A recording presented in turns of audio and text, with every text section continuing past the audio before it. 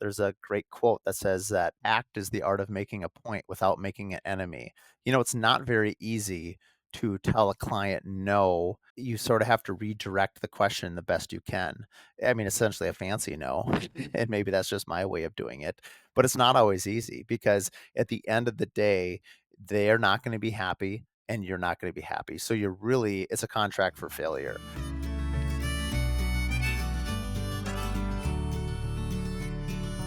Welcome to the Curious Builder Podcast. I'm Mark Williams, your host, and today's Q&A is from Mike Weaver. Shout out to him from Emser Tile, looking for a few questions, and he sent us this question. It's, what is the value of strong vendor partnerships?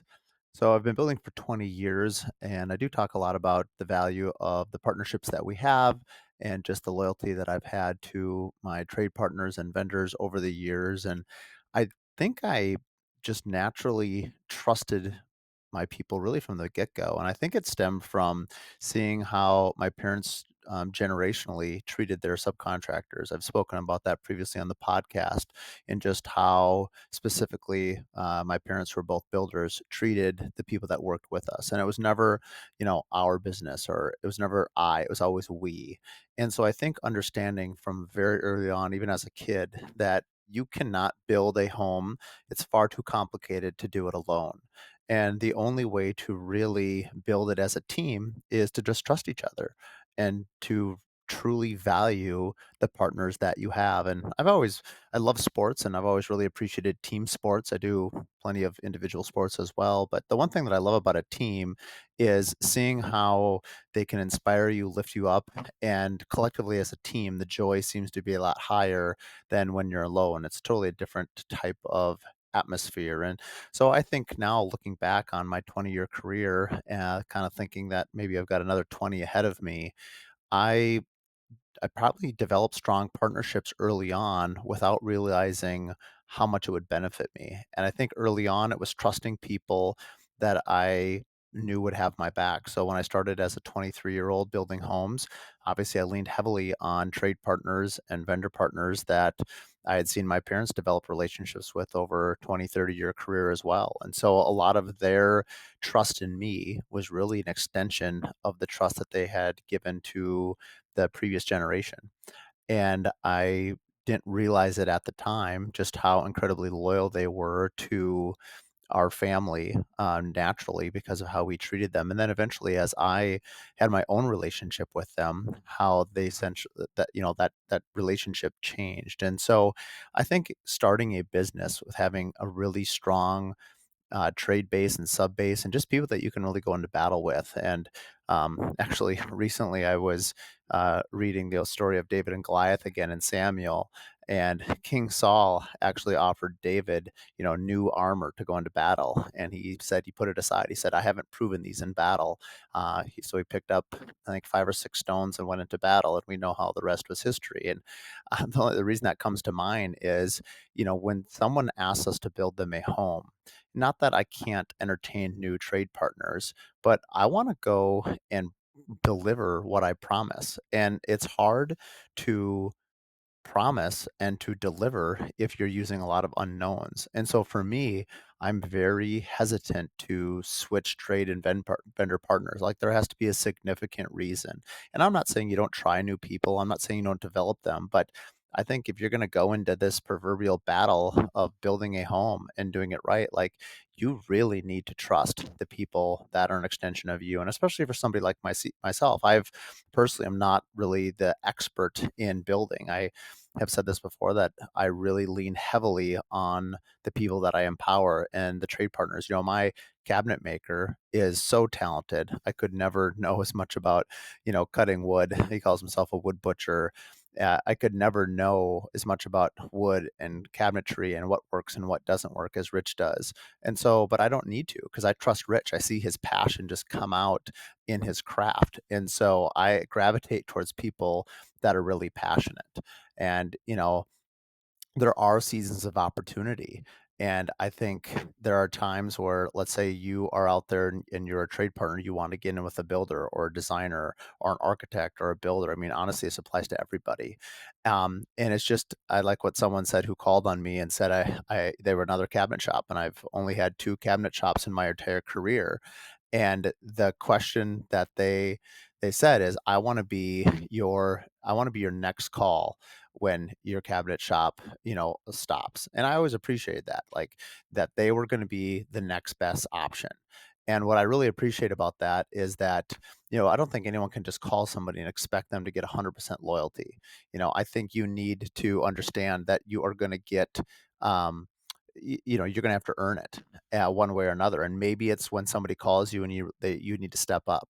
And I look at back now at some of my trade partners that are there now, and some of my most loyal people, that they were just always there, and they kind of work their way up into sort of my inner circle by their attitude. I would always put a premium on good attitude, and also quality work, but really how they represented our company and themselves with the client. At the end of the day, we are all working for our client, both in terms of quality, but also in terms of the service that we're providing. And as soon as we lose sight of that, it's to our own detriment. I've had a trade partner that I was very loyal to for well over a decade.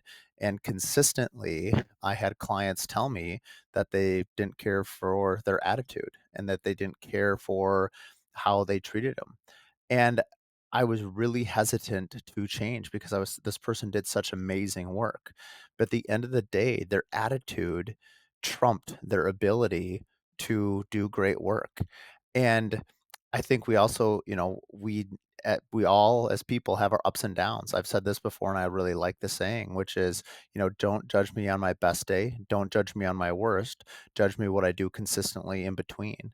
And I think when people show up consistently, those are the people that you want to lean on for your vendor and your trade partners. And specifically, we learned a lot through COVID. The people that were willing to kind of go the extra mile or the extra 10 miles, if you will, to get the job done so that you could build in a very challenging environment. Like there are some very loyal bonds that were created during COVID.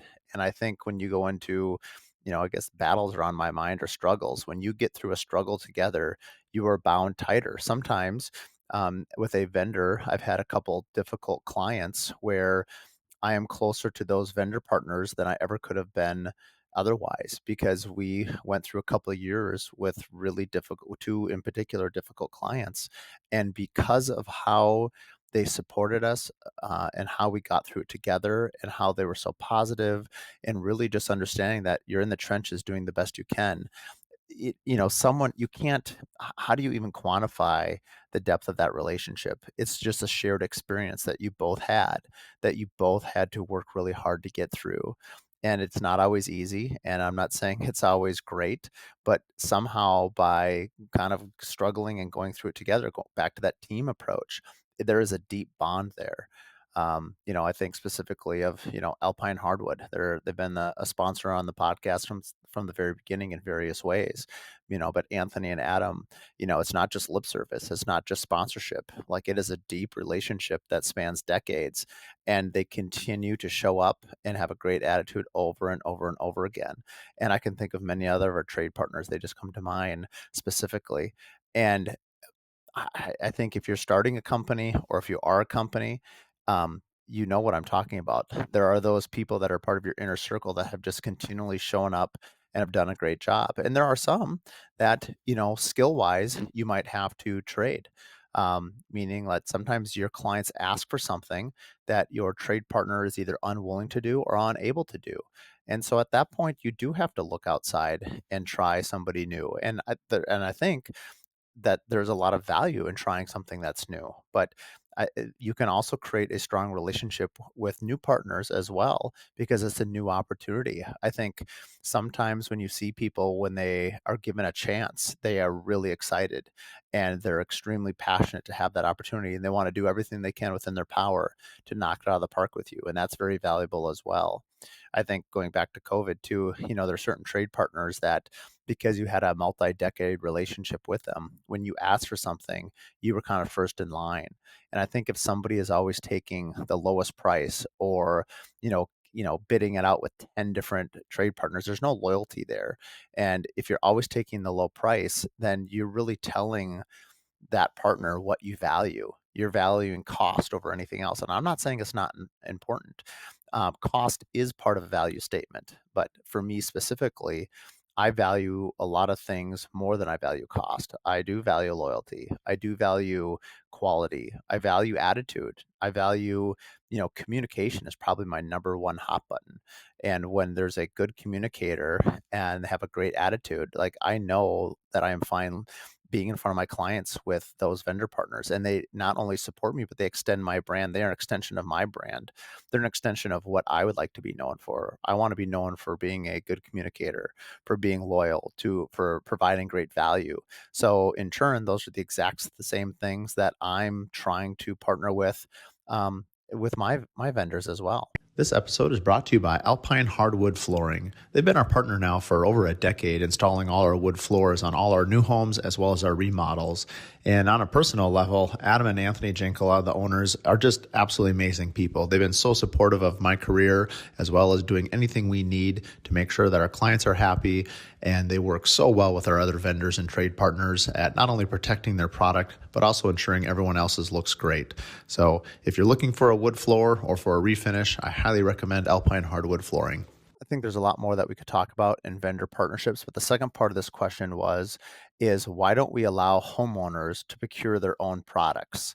This is a great question, and it comes up a lot, unfortunately. Maybe 7 or 8 years ago, it seemed like clients always wanted to supply their own appliances, and they'd like to put it on their credit card so that they could get the miles. Or they wanted to buy their own tile directly because, your tile guy would, they'd pick out a tile that was $8 a square foot, and they'd find it online for $6 a foot. But what they don't understand, what you have to continually explain to them is, did that include shipping? Is that drop shipping out at the front of your driveway? We had one client once who, against my better judgment, actually this one owned a tile shop, so it was sort of like one of those things where you sort of had to make an exception. But his own tile company, he ordered the tile in a big crate, showed up at the end of the street, and my tile guy, who normally is going to charge a markup, obviously, as well he should, to transport, to check, to vet it, to carry it, to bring it to all the rooms, was like, well, that's part of the markup that we put on the material. And the person that had all the tile delivered only bought the material, but had no way from getting it in on the front of the street into the house. And I can't remember how we ended up working that out. I think the client was maybe a bit of a bull on this one. I think I may have split it 50-50 with the tile guy, saying that, you could charge me hourly to get it in the house. But it just brings up an example. Like, that is something I've never thought about in 20 years. Like, the idea that you would order tile and that you would not have it included to put in the house. Again, that's one of those communication things, because I've been working with the same tile shop for, well over a decade, or installer. It was never something I ever had to figure out or logistically plan for. And it wasn't right, actually, for the tile installer. You cut out, let's just call it, on a $30,000 job, you cut out $12,000-$15,000 of material. And now, not only did that homeowner not want him to make any money on that material, he wanted him to deliver all the material, unbox it, sort it, put it in every single room at no cost. I mean, that's just not right. And so I think that's just one example. I think lights is also a great example. Because of what you can buy online, I see it so often where the clients want to buy the lights directly. And we usually have a designer, and that is one of the places that designers want and try to make a little bit of money. But, they're obviously, might buying wholesale, or they might have discounts. Sometimes even, some of the relationships I have, we are going to get, um, ambassador discounts, or we're going to get some sort of a discount because people want it in our home, but it's a little bit different. So let's say, there's a company that I really like called Hennepin Made. Shout out to them. They do a bunch of hand blown glass. And they're quite expensive. Let's just say this light fixture that I like in particular is like $4,000 or $5,000. And typically you would mark it up. Now I'm getting it at a discount.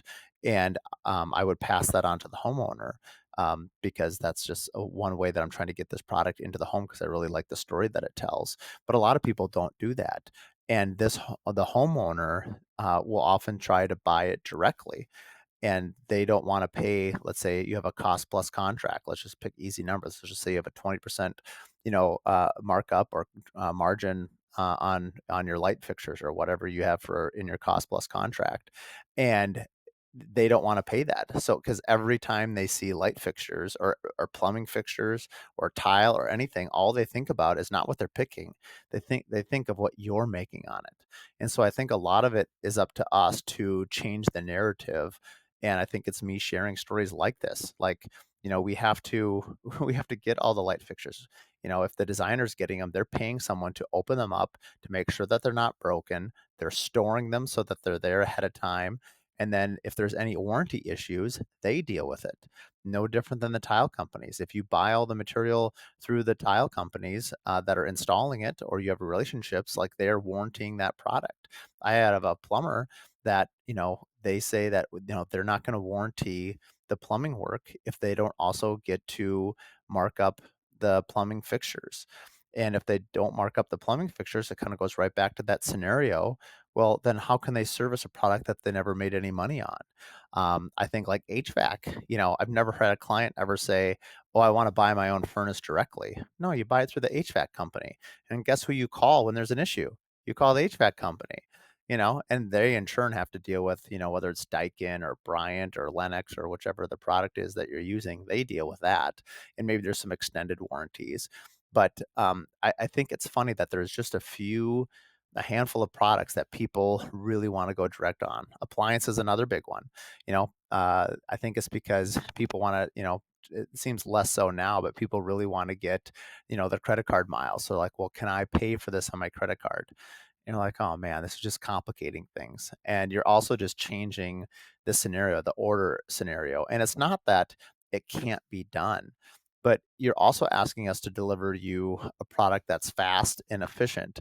But if the client starts coming in and starts procuring orders, we had another one where, a client ordered appliances. I can't remember if this was before or after COVID, but something like that. And, it was delayed. It never showed up. Or are the specs right? So what happens if the homeowner, gets an appliance, sends you the appliance specs, the cabinet shop builds his cabinets around those appliance specs, and then they're wrong? Whose fault is it? I guarantee the homeowner is not going to say it's his fault. He's going to blame you. He's going to blame the cabinet shop. And so I think explaining this story to the homeowners, and I think this goes back to why homes are just so emotional. I mean, when you build if you buy a BMW, nobody says like, "Hey, I really want this amazing leather, from Italy. I'm going to buy the leather directly because I know this importer," and then you put it in the car. Like that's not BMW is not going to go for that. Or same is true of honestly anything you want on a car. I mean, even aftermarket products, you are paying someone to install it. And so I think it's just always going to be better service and better quality.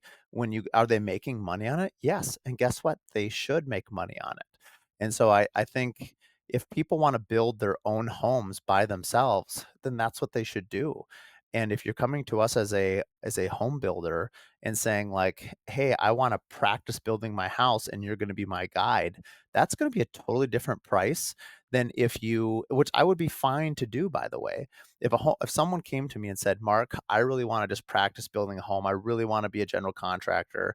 I want to do this." Great. I will charge you, probably what I normally would charge you, but I'd actually probably add another 5 to 8% to whatever I'm charging just to teach you all the ins and outs. But I tell you what, I'll knock it out of the park for you. I mean, I will do everything in my power to set you up if that's really what the homeowner's goal is. But I have never experienced that from a homeowner.